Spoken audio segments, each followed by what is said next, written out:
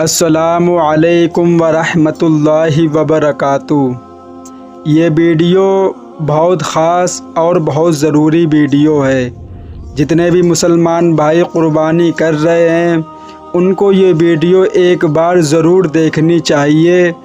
اس سے یہ معلوم ہو جائے گا کہ کس جانور کی قربانی کرنا جائز ہے اور کس جانور کی قربانی کرنا ناجائز ہے۔ پہلی بات کرتے ہیں سینگ کے اوپر۔ اگر جانور کے سینگ پیدائشی طور پر نہ ہوں یا ہوں لیکن چھوٹے ہوں، قربانی جائز ہے۔ سینگ ٹوٹ چکے ہوں لیکن جڑ سے نہیں اکھڑے، قربانی جائز ہے۔ اگر سینگ ٹوٹ کر جڑ سے اکھڑ چکے ہوں کہ اندر کا گودا ختم ہو چکا ہو۔ اب آنکھ کے اوپر، اگر جانور اندھا ہو یا تہائی سے کم بینائی متاثر ہو، قربانی جائز ہے۔ اندھا، کانا، 1/3 سے زیادہ بینائی متاثر ہو، قربانی ناجائز ہے۔ کان، جس جانور کے پیدائشی طور پر ایک یا دونوں کان نہ ہوں، قربانی ناجائز ہے۔ یا کان کا 1/3 یا اس سے زیادہ حصہ کٹا ہوا ہو، ناجائز ہے۔ اگر کان 1/3 حصے سے کم کٹا ہوا ہو تو جائز ہے۔ ناک، اگر 1/3 یا اس سے زیادہ ناک کٹی ہوئی ہو تو ناجائز ہے۔ اگر 1/3 سے کم کٹی ہوئی ہو تو جائز ہے۔ اگر رسی کے لیے ناک میں سوراخ کر دیا گیا ہو تو جائز ہے۔ زبان، اگر آدھی یا اس سے زیادہ زبان کٹی ہوئی ہو تو ناجائز ہے۔ اگر آدھی سے کم کٹی ہو تو جائز ہے۔ دانت، اگر جانور کے اکثر دانت ٹوٹے ہوئے ہوں یا چارہ بھی نہ کھا پاتا ہو تو ناجائز ہے۔ دانت ٹوٹے ہوئے ہیں لیکن چارہ کھا سکتا ہے تو جائز ہے۔ حاملہ جانور ہو، حاملہ جانور کی قربانی جائز ہے۔ خصی، جس جانور کو خصی کیا گیا ہو، جائز ہے۔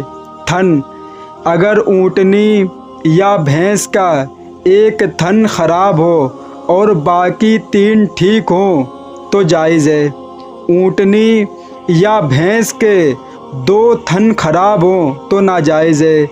بکری وغیرہ کا 1 تھن خراب ہو تو ناجائز ہے۔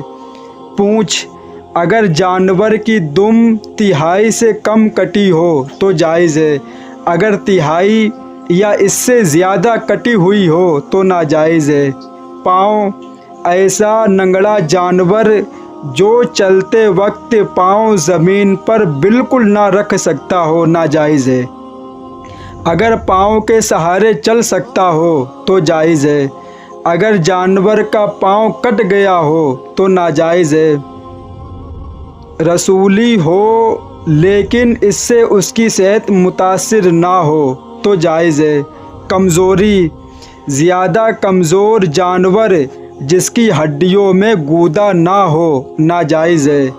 دبلا پتلا ہو لیکن چل پھر سکتا ہو، اس کی قربانی جائز ہے۔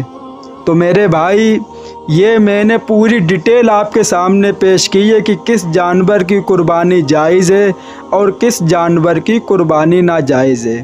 لیکن اب مسئلہ اس کے اوپر آتا ہے کہ بہت سے لوگ یہ کہتے ہیں کہ ہم نے بھینس بکری ذبح کی اور اس کے اندر بچہ نکلا تو کیا میرے اوپر گناہ پڑے گا؟ ہم نے قربانی کر دی۔ نہیں میرے بھائی، آپ کے اوپر گناہ نہیں پڑے گا۔ جتنے بھی بڑے بڑے عالم دین ہیں، مفتی کرام، جتنے بڑے بڑے علماء ہیں، وہ کہتے ہیں کہ اگر حاملہ جانور کی قربانی کی جائے کسی کو معلوم نہ ہو تو جائز ہے، اس پہ کسی طریقہ کا کوئی گناہ نہیں ہوگا اور آپ کی قربانی قبول ہو جائے گی۔ لیکن اگر یہ معلوم ہے کہ اس کے پیٹ میں بچہ ہے، بکری ہے، بھینس ہے، تو بڑے بڑے جو علماء ان کا اختلاف بھی ہے اس میں۔ بہت سے لوگ یہ کہتے ہیں کہ نہیں آپ کر سکتے ہو، اور دوسرے لوگ یہ کہتے ہیں کہ نہیں آپ نہیں کر سکتے ہو قربانی۔ اگر جس کے پیٹ میں بچہ جیسے بکری ہے، بھینس ہے، اونٹنی ہے، تو آپ قربانی نہیں کر سکتے۔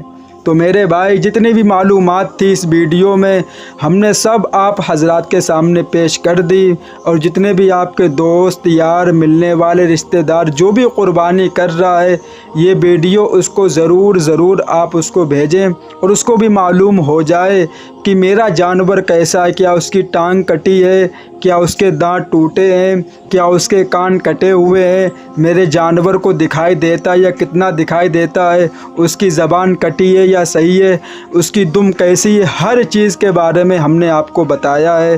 اللہ تعالیٰ سے دعا ہے اللہ تعالیٰ تمام مسلمان بھائیوں کو قربانی کو قبول فرمائے اور اس قربانی کو ہمارے مغفرت کا ذریعہ بنائے۔ وآخر دعوانا والحمد للہ رب العالمین۔